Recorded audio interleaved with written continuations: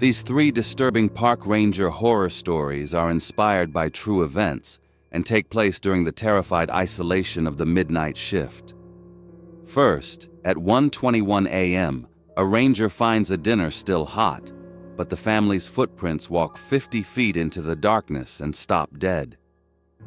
Next, a midnight check turns into a nightmare when a rookie hears wet, rattling breathing inside a locked stall, but finds the floor underneath is bone-chillingly empty. And finally, deep in the 3 a.m. dead hour, a lone patrolman confronts a smiling hiker dripping with rot.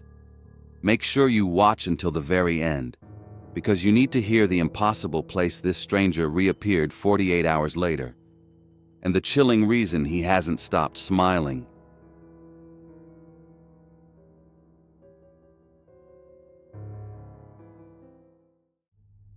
Ranger Fontaine had responded to hundreds of noise complaints during her night patrols, but when she arrived at campsite 29 at 1:21 a.m., she found something that made her question everything she thought she knew about the wilderness. A call had come in just minutes before, slicing through the normal quiet of the 10 p.m. to 6 a.m. shift she'd worked for 7 years. Fontaine was a pro. She'd handled everything Yosemite could throw at a person: bears, lost hikers, domestic disputes, drunks. When the dispatcher said the call from a neighboring site reported blood-curdling screaming, Fontaine just sighed, expecting another group of college kids pulling a prank. This was July 12th, 2017, in the Lower Pines campground. The air was warm, and the camp was full. She pulled her truck onto the gravel loop, the crunch of the tires sounding loud in the night. She cut the engine at the marker for 29, and the first thing that hit her was the silence.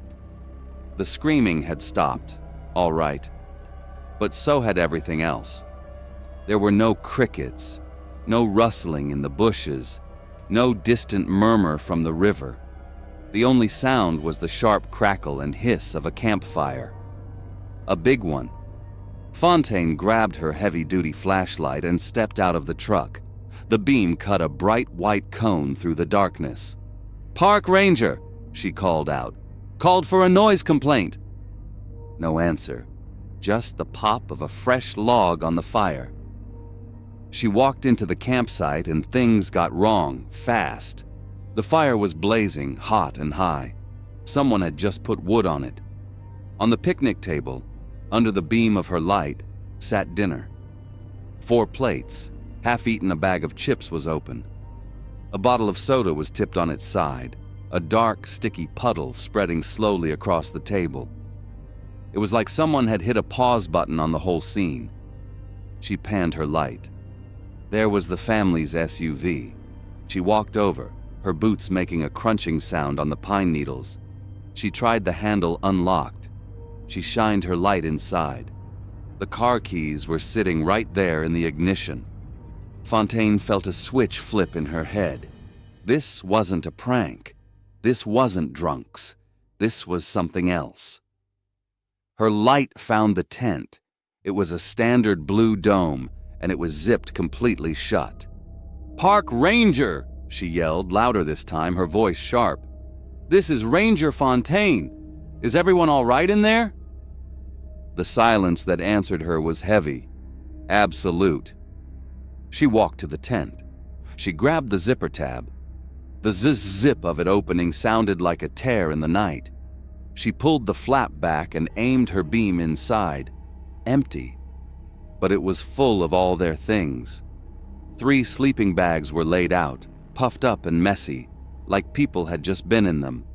She reached in, her training taking over. She pressed her bare hand against the nylon. The bags were warm, not just not cold. They were body heat warm. Her light moved. On a small mat by the entrance lay a man's wallet, thick with cards. Next to it, a woman's purse, also zipped open. 2 cell phones sat side by side, their screens black. Everything a person would grab in an emergency, keys, phone, wallet, it was all here. This wasn't a robbery. This wasn't a bear or the tent would be shredded. This wasn't a family that packed up and left. This was an abandonment instantaneous. Fontaine backed out of the tent. She grabbed her radio. "Dispatch, this is Fontaine at Site 29. I have a situation. The campsite is abandoned. Occupants are gone, but the site looks like they were here just seconds ago.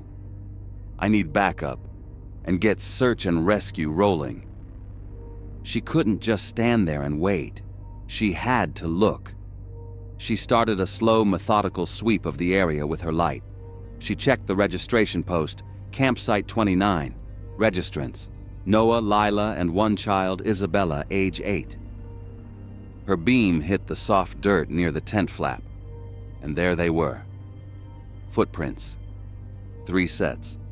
A man's heavy boot print, a woman's sneaker, and a child's small sandal print. She followed them. Her light was pointed at the ground, her heart thumping a hard, steady beat against her ribs. The prints weren't frantic, they weren't scattered. The people hadn't been running, they were walking, calmly, and close together, side by side. They walked right past the roaring fire. They walked right past the SUV with the keys in it. They walked straight for the dark, solid wall of pine trees at the edge of the forest. Fontaine followed. 10 feet. 20 feet. The tracks were perfectly clear in the soft earth. 30 feet. 40. 50 feet. They stopped. Fontaine stopped. She stared. She moved her flashlight in a small circle, then a bigger one. The tracks just ended. There was the last clear impression of Noah's boot, Lila's sneaker, and little Isabella's sandal, and then nothing. The ground in front of her was the same soft dirt. Her own boots left deep prints as she stepped forward, but their tracks were gone. She looked for drag marks. There were none.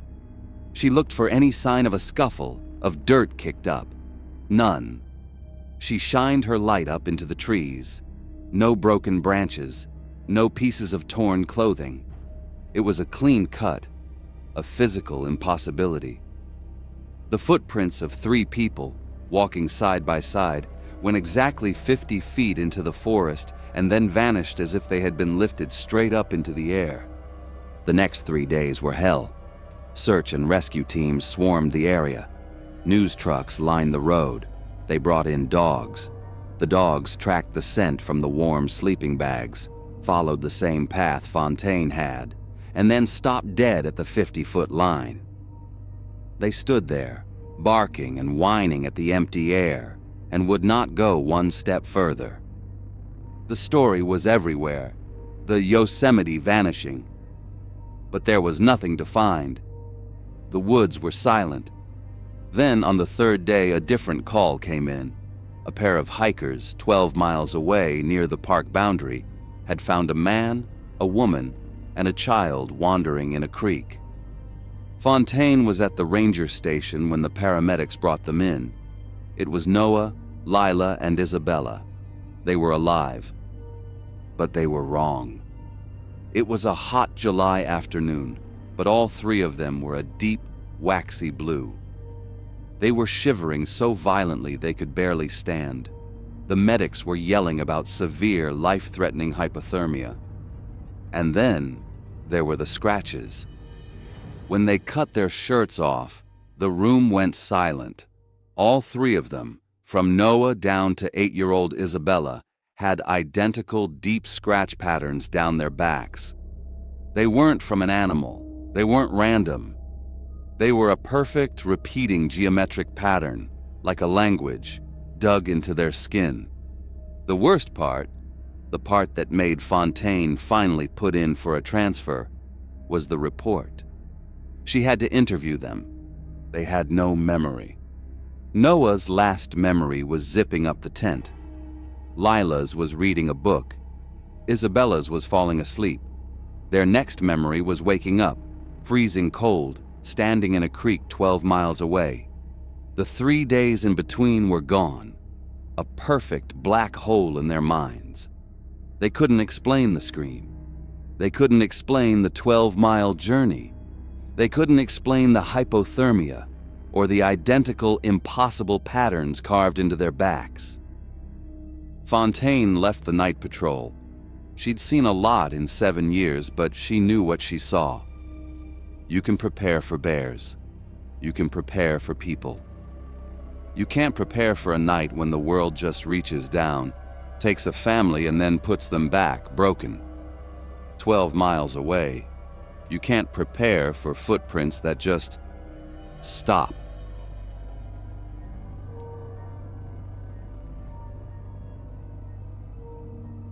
Ranger Thompson thought the worst part of night patrol would be dealing with drunk campers. He was wrong. The worst part was checking the bathrooms at midnight, especially after what he found in the women's comfort station that September night. You have to understand the nature of federal work to understand why he was out there. It's not like working a city beat where backup is just a radio call away. In the Badlands, you are 30 miles of rough, unpaved road from the nearest friendly voice. You take the job because you can handle the isolation or because you need the government benefits. Thompson was the former. He was a rookie, fresh out of the academy with only 6 months on the payroll. He was still green enough to iron his uniform shirt before a midnight shift, and he still followed every protocol to the letter. September 14th, 2017. The park was quiet. Sage Creek Campground is located on the remote west side of the park, accessible only by that long, dusty rim road. It's primitive camping.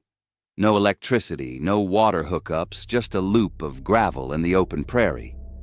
It's beautiful in the daylight, but when the sun drops, it feels like the edge of the world. Thompson's orders were simple that night. Run the perimeter, check the backcountry permits, and inspect the facilities. That meant checking the 2 comfort stations on the North Loop. These are blocky, concrete buildings that house the pit toilets. They are built to survive tornadoes and harsh winters. They aren't built for comfort. Midnight rolled around, and Thompson steered his patrol truck toward the North Loop. The tires crunched over the gravel, a loud popping sound that seemed to travel for miles in the dead air. He pulled up to the women's comfort station and killed the engine. Silence in the Badlands is heavy. It has weight. When the truck engine died, that silence rushed in and pressed against the glass. Thompson sat there for a moment, logging the stop on his clipboard. That was when he noticed the lighting, or the lack of it. Standard operating procedure for these buildings involves high-intensity motion sensors mounted on the roof corners.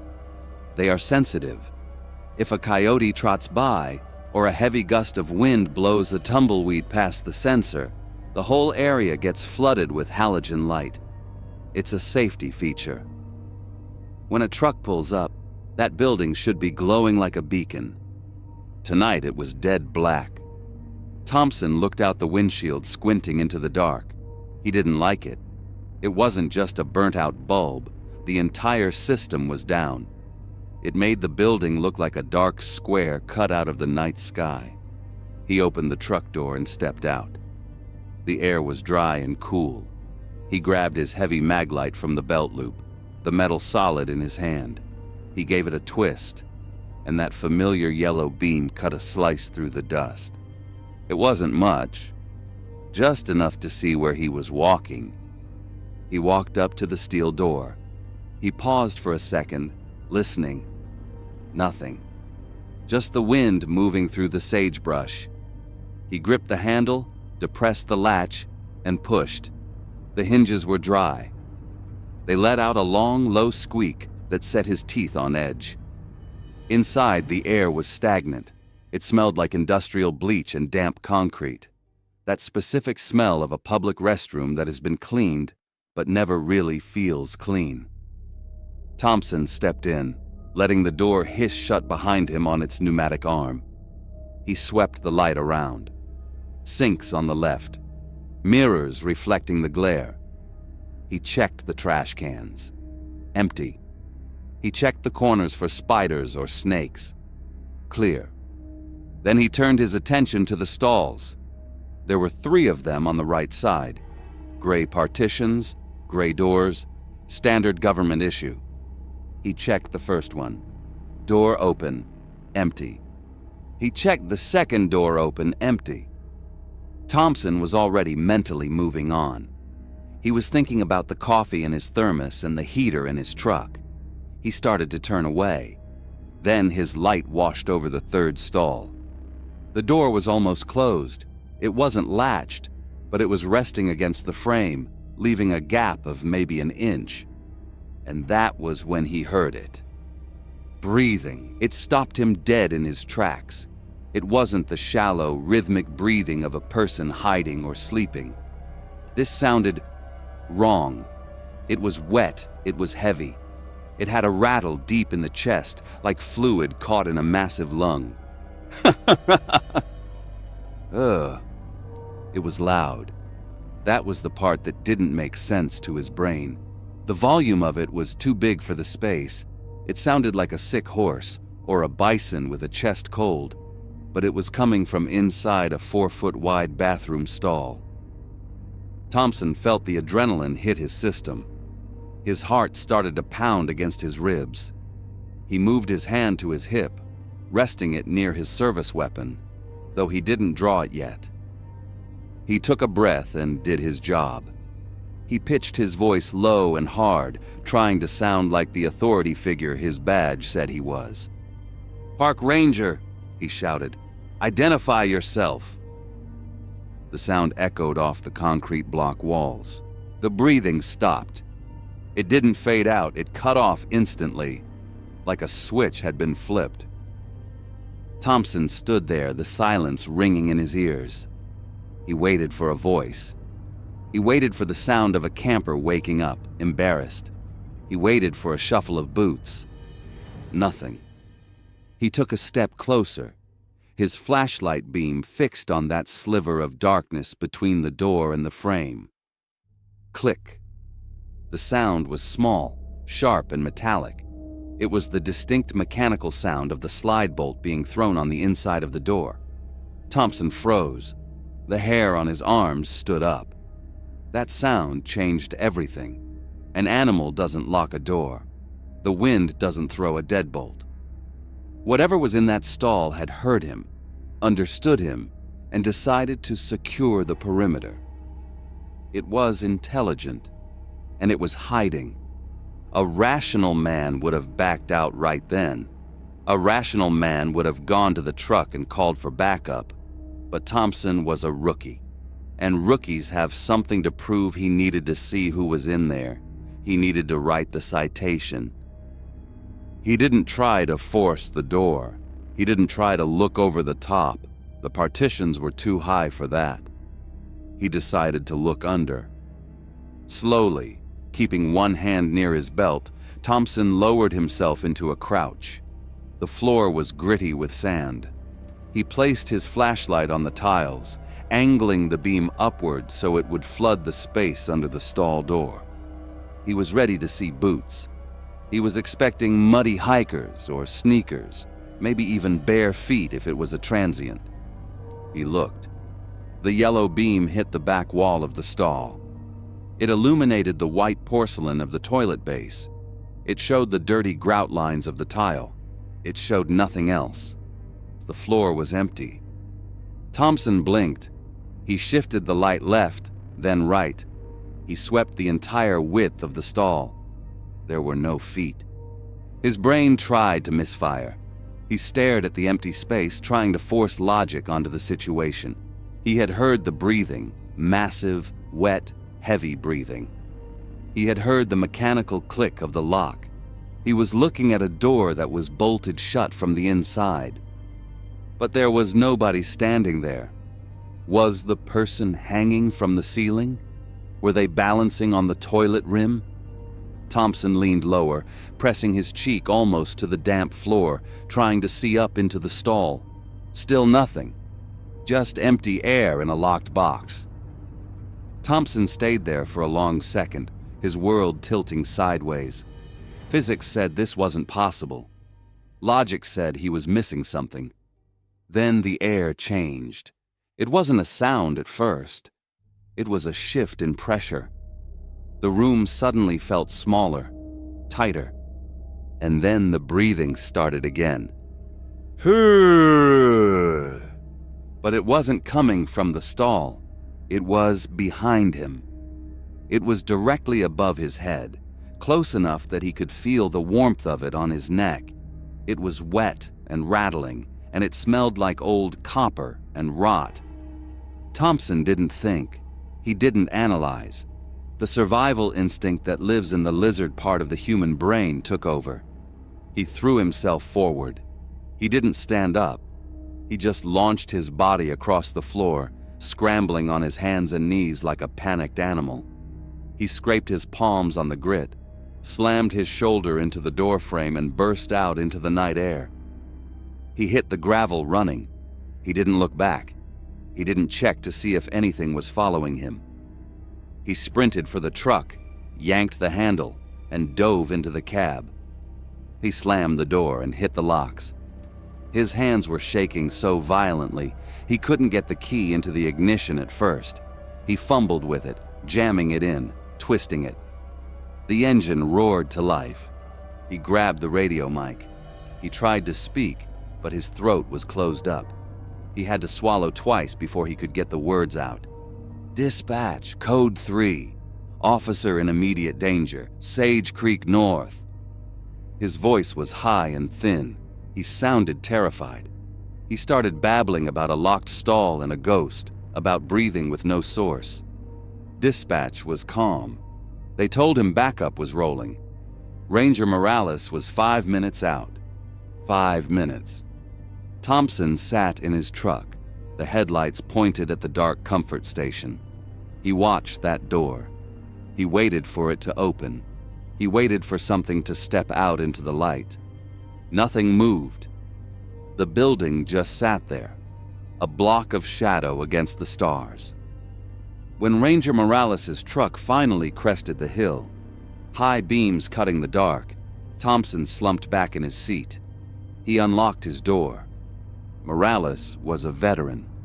He took one look at Thompson's face, pale, sweating, eyes blown wide, and he didn't ask for an explanation. He just pulled his weapon. "Let's clear it," Morales said. They went back in, 2 of them this time. Guns up, flashlights cutting the gloom. The station was silent. The air was still again. They checked the perimeter. Clear. They moved to the stalls. Thompson held his breath. He pointed his light at the 3rd stall. It was open, but it wasn't just unlocked. The door was gone. It was lying on the floor in the center of the room. It hadn't been unbolted. It had been ripped off the frame. The heavy steel hinges were twisted, snapped like twigs. The metal of the door itself was bent and warped, curled outward into the room. Whatever had been inside didn't use the handle. It had punched its way out. Thompson walked over to the twisted metal. He shone his light on the surface. There were marks, deep jagged gouges in the gray paint, cutting down into the steel. They were 6 inches long. There were 4 of them, parallel to each other. They looked like claw marks, but they were too big for a mountain lion, too big for a bear, and they were in steel. Forensics investigator Lynn arrived the next morning.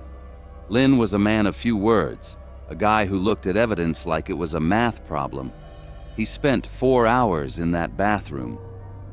He took pictures. He took scrapings. He measured the force required to shear those hinges. Thompson saw the preliminary report before it was filed. He looked for the explanation. He looked for the part where Lynn said it was a prank, or machinery, or a freak accident. Next to the line for source of damage, Lynn had written a single word in black ink: unidentifiable. Investigator Lynn couldn't say what it was, but he knew what it wasn't. It wasn't human, and it wasn't any animal known to live in South Dakota. The Park Service handles things like this quietly. Thompson was given administrative leave. When he came back, they moved him to the South District, day shifts only. He never went back to Sage Creek at night. But here is where it gets strange. The Park Service didn't just ignore what happened. They acted on it, fast. Before the snow fell that winter, a demolition crew arrived at Sage Creek. They brought heavy equipment. They didn't just repair the women's comfort station, they leveled it. They knocked the walls down, ground the foundation up, and hauled every piece of debris out of the park. They built a new facility in the spring of 2018. It's a fortress. Reinforced walls, heavy roof.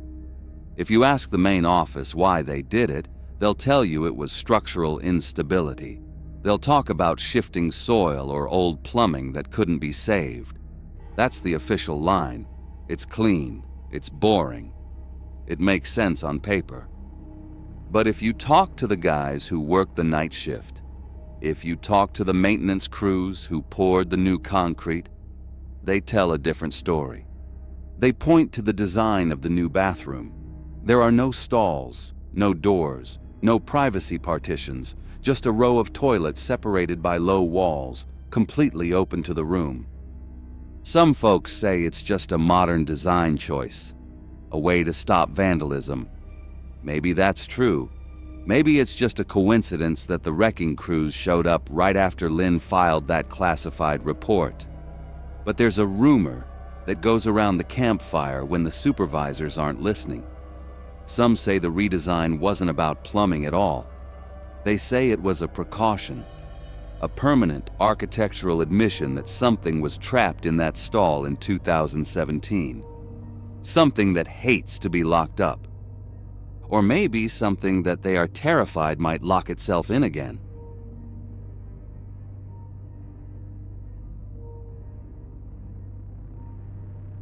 In 15 years of night patrols, Ranger Pontone had learned one absolute rule. Nobody hikes the Hoh Rainforest at night. The trail is pitch black, dangerous, and closed after sunset. So when his headlights caught someone walking out of the trailhead at 3 a.m., Pontone knew something was very, very wrong. April in the Olympic National Park isn't like spring anywhere else. It's a heavy, soaking season. You get this constant mist that isn't quite rain, but it manages to work its way through every layer of Gore-Tex you own. Pontone was running the final patrol loop of his shift, just like he had 1,000 times before. He was a veteran. He wasn't the type to get spooked by shadows or tell ghost stories to the rookies. He was a payroll man. He did the job, he followed the procedure, and he went home to a warm bed. His job on this specific night in April 2023 was simple. Be the last set of eyes on the park. It was about making sure the tourists were gone, the fires were out, and the gates were secured. Pontone sat in the cab of his truck, the heater blasting against the damp chill outside. He took a sip of coffee that had gone lukewarm 2 hours ago and checked his watch. 3 a.m. That's the dead hour. It's when the adrenaline from the shift wears off and your eyelids start to feel heavy. He steered the truck down the gravel access road toward the Hoh Rainforest trailhead, listening to the rhythmic slap of the windshield wipers. He knew exactly what he would find there, because he had checked it himself. The logbook at the station was blank. Not a single soul had signed in to hike that loop all day. The heavy iron gate had been swung shut and locked with a hardened steel padlock at 7 p.m. sharp. That wasn't just a suggestion. It was a safety seal. Once that lock clicked, the forest belonged to the elk and the owls.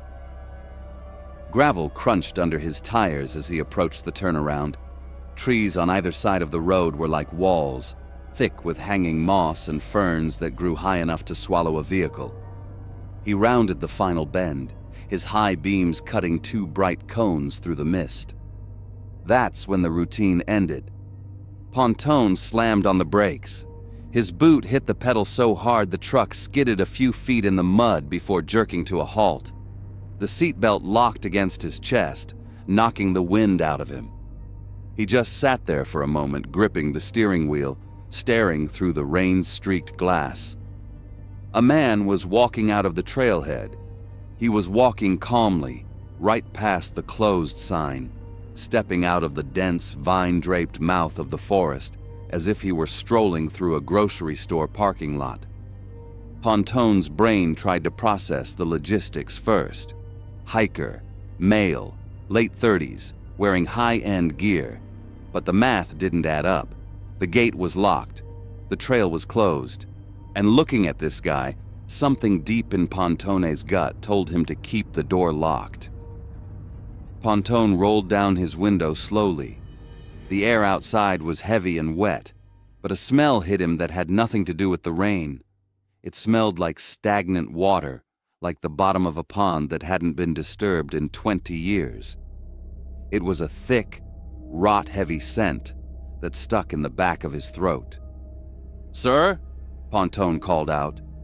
He kept one hand on the wheel, the other hovering near his radio microphone. "You all right?" The man stopped. He was standing about 10 feet away, right in the wash of the high beams.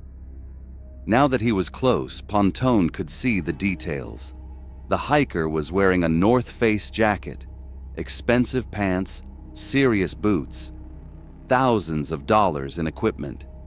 But every inch of it was ruined. The man was soaked, but not just from the rain. He was dripping. Water pooled around his boots in the gravel. And the moss. That was the part that made Pontone's skin crawl. The man was covered in it. Thick, spongy green moss and gray lichen clung to his shoulders, his pack, and the front of his jacket. It wasn't like he had slipped and fallen in the mud.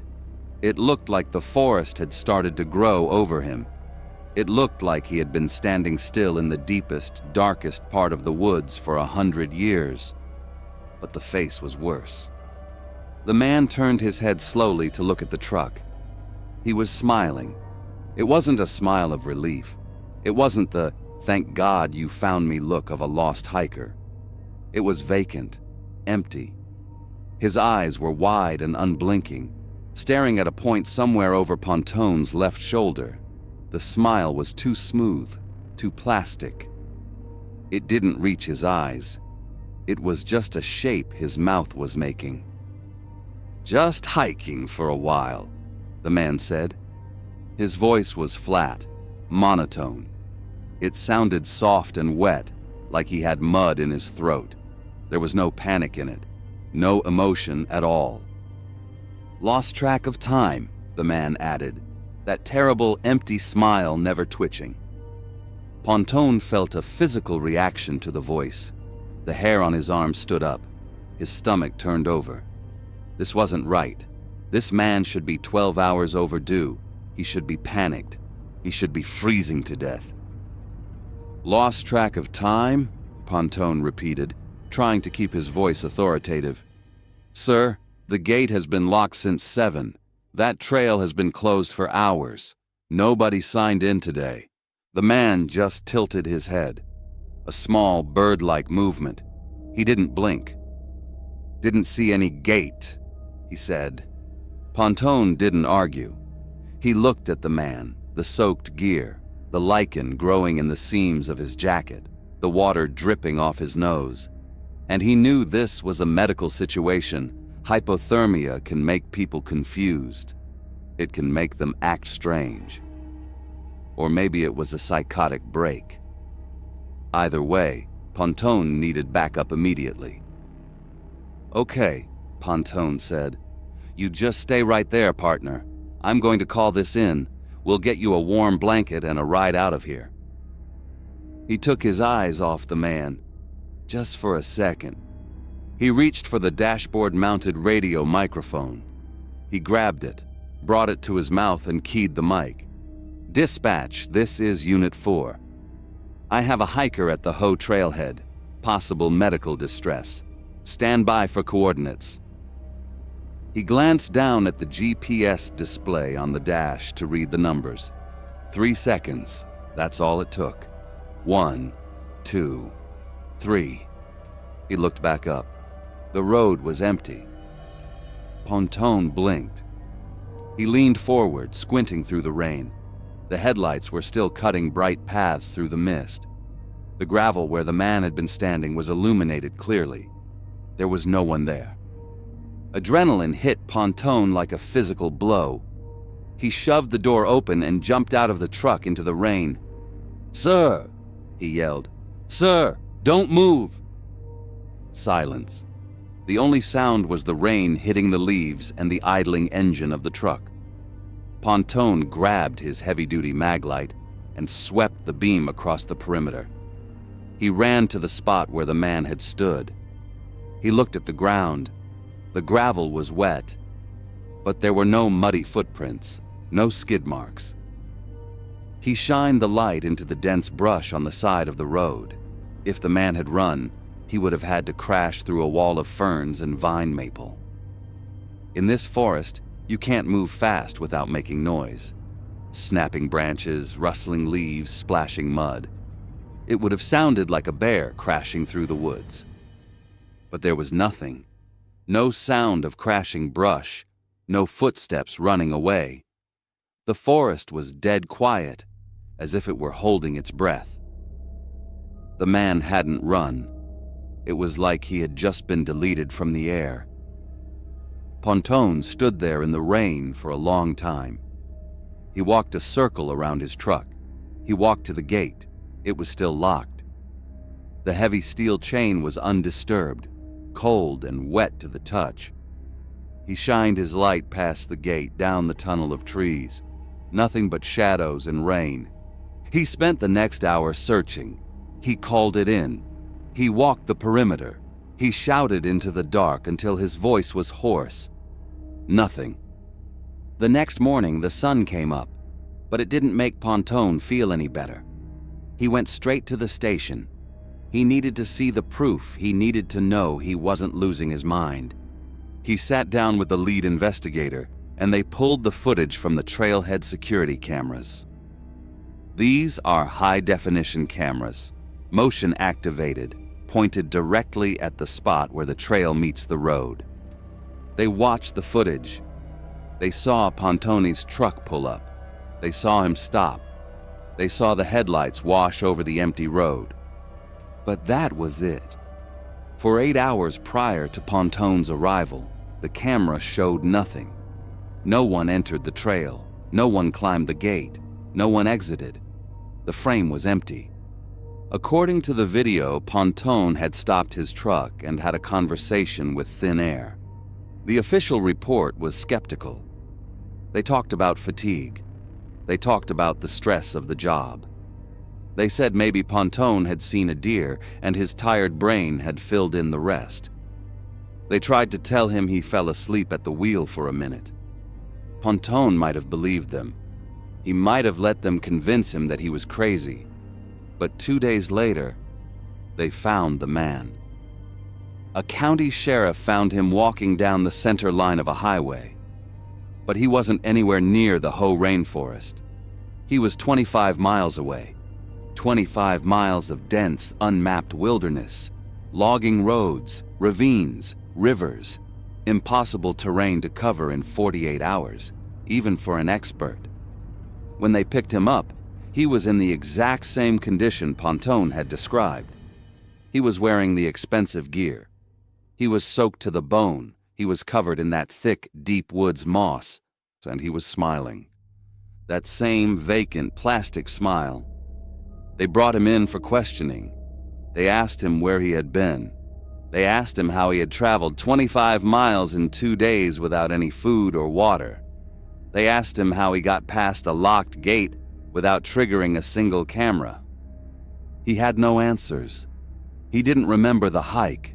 He didn't remember the trailhead. He didn't remember talking to a ranger at 3 a.m. He had lost days of his life. It was a complete blank. The only thing he said over and over again was that he had just been hiking for a while. Pontone saw the report. He saw the photo they took of the man at the station. The guy was sitting in a plastic chair, wrapped in a blanket, looking at the camera with that empty, serene expression. Pontone still works the job. He's a professional. He runs the final patrol loop. He checks the locks. But things are different now. When he drives that access road at 3 a.m., he doesn't look too hard into the shadows anymore. He keeps his eyes on the gravel. He knows what he saw.